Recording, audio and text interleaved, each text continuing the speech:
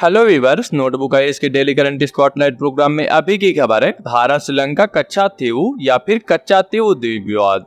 चलिए जानते हैं कि ये चर्चा में क्यों है।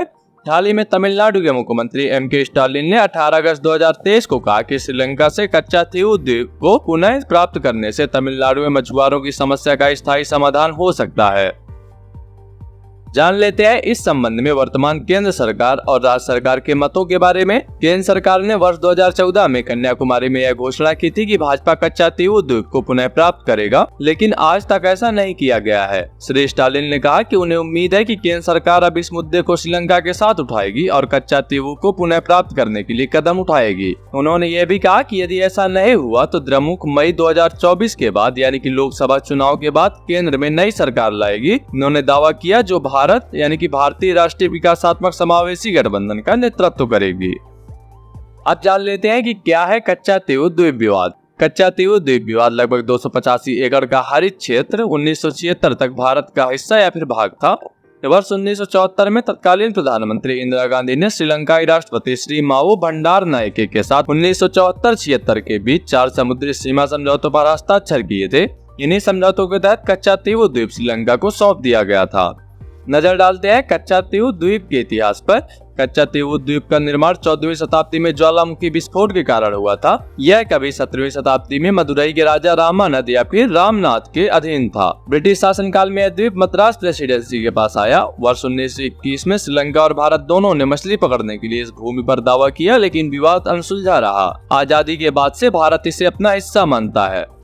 नजर डालते हैं कच्छातीऊ द्वीप के महत्व पर। इस द्वीप का सामाजिक, आर्थिक, सामरिक, सांस्कृतिक और राजनीतिक महत्व है। इस द्वीप का उपयोग तमिलनाडु के मछुआरे अपनी आजीविका चलाने के लिए करते हैं।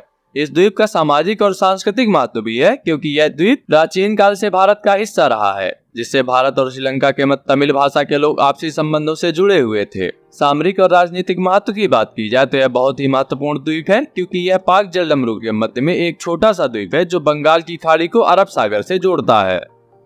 अब जान लेते हैं भारत श्रीलंका के बीच समुद्री समझौतों के बारे में।